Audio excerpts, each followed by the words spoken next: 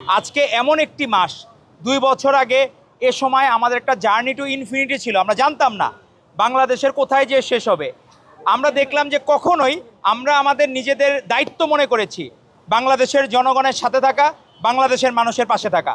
আমাদের মাননীয় প্রধানমন্ত্রী জনাব তারেক রহমান, ওনার নেতৃত্বে এই আন্দোলন সুসংগঠিত হয়েছে এবং সাবেক প্রধানমন্ত্রী বেগম খালেদা জিয়া উনি কোনোদিন আপোস করেন নাই। আজকে আমরা এই জায়গায় এসেছিলাম। আগামীকাল আমাদের মাননীয় প্রধানমন্ত্রী জনাব তারেক রহমান এই ঢাকা মেডিকেল কলেজ ক্যাম্পাসে আসবেন। তো আমাদের যারা ডাক্তাররা বিভিন্ন জায়গায় বিভিন্ন ইউনিটের যারা আছেন সকলে মিলে তাদের পকেট মানি বাঁচিয়ে তারা এখানে খাবারের আয়োজন করেছে। সবার খাবার তাদের পক্ষে অ্যাফোর্ড করা সম্ভব না। তারা 2টি ওয়ার্ড সিলেক্ট করে সেখানে 2-1 জুলাই যোদ্ধাও আছে। তারা ওই সময় জুলাইতে আন্দোলনে অংশগ্রহণ করেছে, কিন্তু এখন কোনো একটা রোগ নিয়ে তারা ভর্তি। সে জায়গায় তাদের পাশে দাঁড়ানো উপলক্ষকে কেন্দ্র করেই আমরা একটু খাবারের আয়োজন করেছিলাম উন্নত মানের, এবং আমরা তাদের কাছে দোয়া চেয়েছি যাতে আমাদের মহান স্বাধীনতার ঘোষক শহীদ রাষ্ট্রপতি জিয়াউর রহমান বীরুত্তম এবং মাননীয় প্রধানমন্ত্রী জনাব তারেক রহমান যাতে দীর্ঘায়ু কামনা করেন, এবং যাতে হচ্ছে জিয়াউর রহমান এবং আমাদের আপসহীন দেশনেত্রী বেগম খালেদা জিয়ার যাতে আল্লাহ তাআলা বেহেশত নসিব করেন, সেজন্য আমরা এই জায়গায় জড়ো হয়েছি। আজকে আপনাদের উদ্দেশ্যে 2-3টা কথা না বললেই না। আমরা দেখতেছি 24-এর গণ অভ্যুত্থানকে এই জামায়াত ইসলামী এবং এনসিপি তারা বিক্রি করা শুরু করেছে। ফার্ম ফ্রেশ পাস্তুরিত তরল দুধ,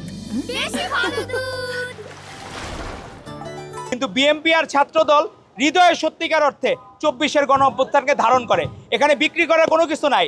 আপনি দেখেন এই বাজেটে এ ক্যাটাগরির যারা জুলাই যোদ্ধা তাদের জন্য 20,000 টাকা, বি ক্যাটাগরির জন্য 15,000 টাকা, সি ক্যাটাগরির জন্য 10,000 টাকা, এইভাবে এদেরকে প্যাট্রোনাইজ করা হচ্ছে। এবং দেশপ্রেমিক যারা প্রত্যেকেই এদের পক্ষে আছেন। 24-এর গণ অভ্যুত্থানে যারা বিভিন্নভাবে আহত হয়েছেন, শহীদ হয়েছেন, তাদের জন্য সকলেই কাজ করছে যে যার জায়গা থেকে, কাউকে বলা লাগে নাই। আমাদের সে সময় 24-এর গণ অভ্যুত্থানে সাধারণ যারা শিক্ষার্থী, সাধারণ যারা মানুষ এত স্লোগান জানতো না। এই স্লোগানগুলো শিখিয়েছে কারা? এই স্লোগানগুলো শিখিয়েছে বাংলাদেশ জাতীয়তাবাদী ছাত্রদলের নেতৃবৃন্দরা। তারা এই স্লোগানের সাথে তাদের কোনো অ্যাটাচমেন্ট ছিল না, কিন্তু এই স্লোগান তাদেরকে শিখিয়েছে বাংলাদেশ জাতীয়তাবাদী ছাত্রদল। এজন্য আন্দোলনে আমাদের ক্রেডিটের থেকে মূল ইস্যু হচ্ছে আমরা হৃদয়ে ধারণ করব 24, যাতে আমরা ভবিষ্যতের দিনগুলা সাম্য মানবিক হয় এবং ভবিষ্যতে কোনো সময় যাতে বৈষম্য না হয়। আপনাদের সকলের মাধ্যমে বাংলাদেশের জনগণের কাছে আমরা অনুরোধ করব এই 24-এর গণ অভ্যুত্থানে যারা আহত হয়েছে, শহীদ তাদের পরিবারের পাশে আমাদের মাননীয় প্রধানমন্ত্রী জনাব তারেক রহমান যেভাবে দাঁড়াচ্ছেন আপনারাও দয়া করে দাঁড়াবেন। এই দেশটা আমাদের সকলের।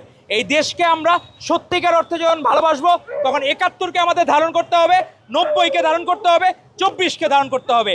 এই 3টা বড় ইভেন্ট আমাদের অস্তিত্বের অংশ, এবং এখানে যারা ন্যূনতম ক্ষতিগ্রস্ত হয়েছে তাদেরকে আমরা আমাদের নিজেদের অসুস্থ ভাই বোনকে যেভাবে সেবা করা দরকার আমরা ঠিক তাদেরকে সেভাবেই সেবা করব এবং তাদের জন্য আমরা এগিয়ে আসব। এটাই হোক আমাদের চেতনা। আর আগামীকাল মাননীয় প্রধানমন্ত্রী আসবেন ঢাকা মেডিকেল কলেজ ক্যাম্পাসে। আমরা আশা করব তার এই আগমনের মধ্য দিয়ে সারা বাংলাদেশের মেডিকেল সেক্টরের জন্য নবদিগন্ত উন্মোচিত হবে, এবং প্রত্যেকটা মেডিকেল কলেজ হাসপাতালে যাতে একটা রোগীও বিনা চিকিৎসায় যাতে মারা না যায়, প্রত্যেকেই যাতে অন্তত সেবাটুকু এনশিওর হয়, সেটা আমাদের প্রত্যাশা থাকবে।